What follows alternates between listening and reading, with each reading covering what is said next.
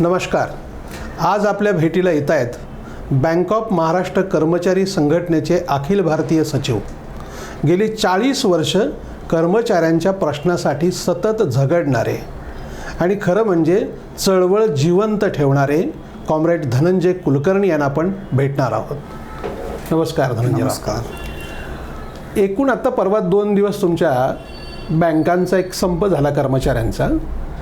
मला हे काही कळत नाही की सारखे संप का केले जातात हो. असं म्हटलं जातं किंवा बँकेच्या कर्मचाऱ्याला पगार चांगला मिळतो, असं असताना तुम्ही संप का करता?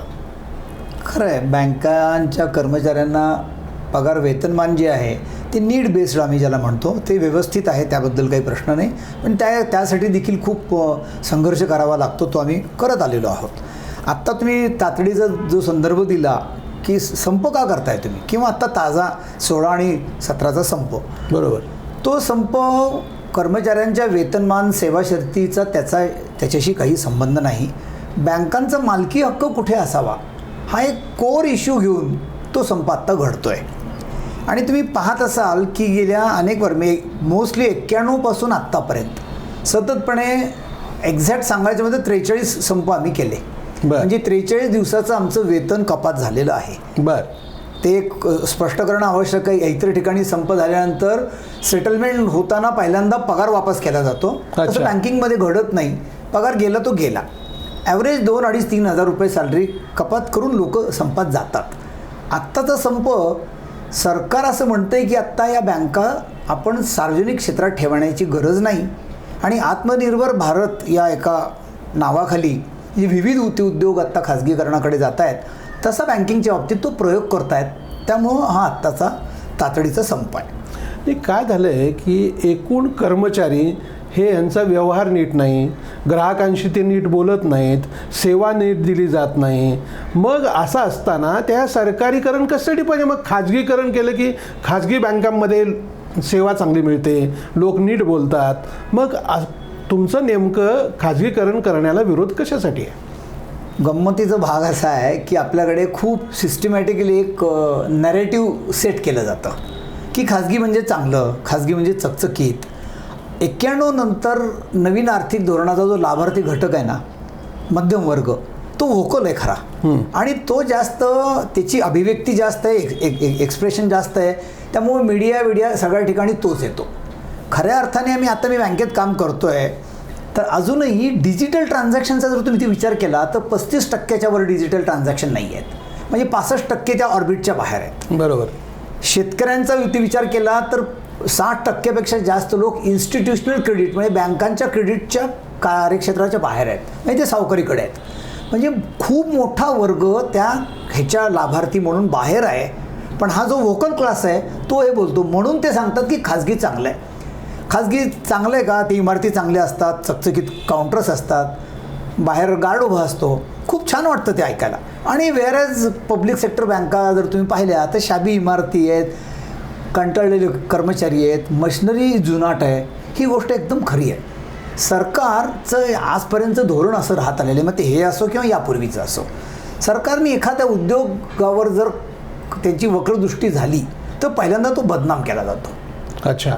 जसं BSNLचं ताजं उदाहरण आहे. बरोबर. ST आत्ता घडतं आहे कारण इन्फ्रास्ट्रक्चरल सपोर्ट द्यायचा नाही. रिक्रुटमेंटचा साधा प्रश्न घ्या. गेल्या 4 वर्षापूर्वीपर्यंत बँकांमध्ये वार्षिक 20 ते 30 हजार लोकांची भरती व्हायची. बेरोजगार तरुणी यायचे. यावर्षीचा आकडा 7,850 आहे. जस्ट इमॅजिन करा. म्हणजे जो पूर्वी एक माणूस, म्हणजे आता प्रायव्हेट सेक्टर बँकेतला एक कर्मचारी 500 ते 550 कस्टमर हाताळतो ॲव्हरेज. बापरे. वेअरएज बँक अगदी बँक ऑफ महाराष्ट्र घ्या किंवा सर्वसाधारणतः घ्या, 4,500 ते 5,000 म्हणजे 10 times the private sector bank एक कर्मचारी पब्लिक सेक्टरमधला कर्मचारी ग्राहक हाताळतो. त्यामुळे ती सेवा त्याला मनासारखी देता येत नाही. पहिला भाग. दुसरा भाग, तंत्रज्ञान जे वापरलं जातं ते अत्यंत जुनाट आहे. ते डेलिबरेटली होतं का काय होतं हे तुम्ही आता शोध घ्यायचा भाग आहे. त्यामुळं ते जी गोष्ट, आणि आपल्या ग्राहकांचं मानस असं आहे की ते ATMमध्ये जाऊन पैसे काढतील 2 मिनिटात, पण बँकेच्या दरवाजात येऊन रांगा लावून 2 तास थांबून पासबुक प्रिंट करून घेतील. ही मानसिकता आहे. बरोबर. ही अर्ध्या रात्री बदलणार नाही. मी त्यामुळं ब्रिक्स अँड मॉर्टल ज्याला म्हणतात, इमारतीमधलं बँकिंग, ते त्यांना आपलंसं वाटतं किंवा सुरक्षित वाटतं. तर त्याकरता जो सपोर्ट द्यायचा आहे तो दिला जात नाही आणि बदनाम केलं जातं. दुसरा एक प्रवाद असा म्हटला होता की बँका खूप लॉसमध्ये आहेत. मी आता वस्तुस्थिती फार वेगळी आहे. गेल्या 10 वर्षाचा आकडा जर तुम्ही काढला तर 16 लाख कोटी रुपयाचा प्रॉफिट आहे. अगदी यावर्षी घेतला तर 1,93,000 कोटी 12 बँकांचा मिळून प्रॉफिट आहे. तो कोणता प्रॉफिट आहे? ऑपरेटिव्ह. म्हणजे जो व्यवहार केला जातो, देणं घेणं केलं जातं, कर्ज आणि ठेवी, ह्याच्यामधला जो स्प्रेड असतो त्यातून मिळालेला हा प्रॉफिट आहे. या प्रॉफिट मग अल्टिमेटली काय होतं, नेट प्रॉफिटला तुम्ही बघत असाल तर नेट लॉस येतो.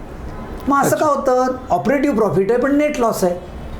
तर मधला जो गाळा आहे तो तरतुदीकरता वापरला जातो. अच्छा. त्या तरतुदी कोणत्या? तर मोठ्या थकीत कर्जापोटी कराव्या लागणाऱ्या तरतुदी. एक तर त्यांना सूट दिली जाते राईट ऑफ म्हणून, किंवा 60, 70, 80, 90% त्यांच्या कर्जाच्या रकमेवर पाणी सोडलं जातं, सूट दिली जाते. ही जी सूट देण्याचा प्रकार आहे तो आत्ता ही मोदी सरकार आल्यावरच सूट द्यायला लागलं आहे का पूर्वीचं सरकार देत होतं सूट?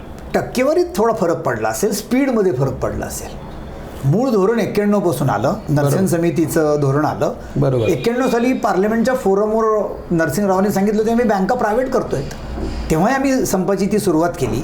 म्हणजे हे काही यांचं अपत्य नाही आहे, बरोबर, अपत्य त्यांचंच आहे. यांनी बूस्टर डोस द्यायचं ठरवलेलं आहे, त्यामुळे त्याचा मोमेंटम वाढलेला, वेग वाढलेला आहे. आणि पूर्वीच्या सरकारमधला एक गुणात्मक फरक असा होता, लोकांच्या संवेदना, लोकांचं म्हणणं, विरोधी पक्षाचं म्हणणं हे कुठेतरी ऐकलं जायचं. त्यांनी अजेंडा सोडला नाही पण एक स्लो मोशनमध्ये ते पुढे जायचे. यांची सर्जिकल स्ट्राईक आहे त्यामुळे ते रुथलेसली बुलडोज करून पुढे जातात. हा क्वालिटेटिव्ह फरक आहे. अच्छा. तत्वतः दोघे सारखेच आहेत.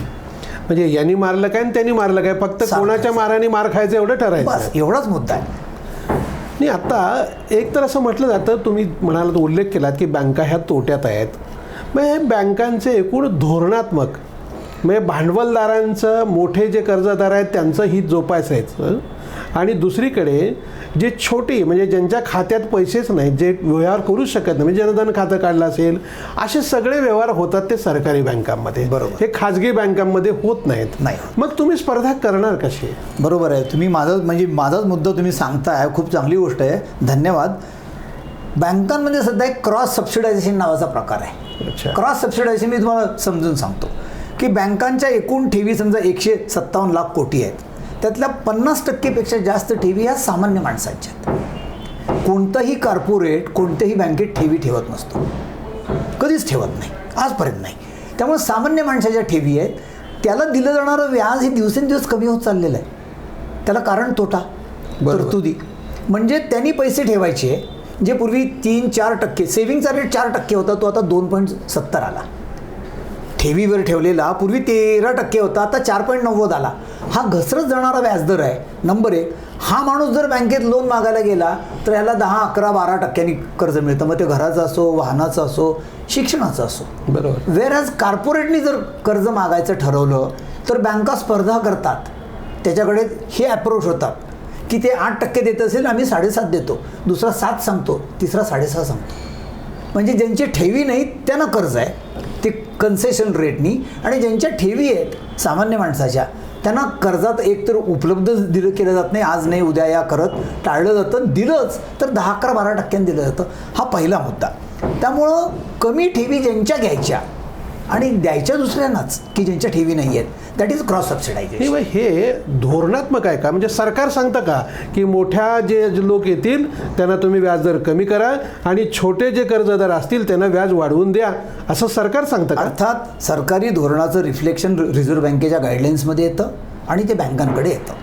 बँकांच्या सगळ्या बोर्डाच्या नेमणुका, अगदी मॅनेजिंग डायरेक्टर, एक्झिक्युटिव्ह डायरेक्टरपासून ह्या सगळ्या सरकारी नेमणुका आहेत. त्यामुळे त्यांना एनेबल होणारं, त्यांचा अजेंडा पुढे नेणारं जे बोर्ड आहे ते प्रत्येक बँकेत आहे. प्रत्येक बँकेच्या बोर्डामध्ये 13 लोक असतात. तुम्हाला एक गमतीचा भाग सांगतो की योजना खूप चांगली आहे आपल्या सरकारची, म्हणजे ॲक्टमधली. 13मध्ये एक डिपॉझिटरचा संचालक असायला पाहिजे, एक कृषी क्षेत्राशी, एक स्मॉल स्केल इंडस्ट्रीजचा असला पाहिजे, एक व्यापाऱ्यांचा असला पाहिजे, एक चार्टर्ड अकाउंटंट असला पाहिजे.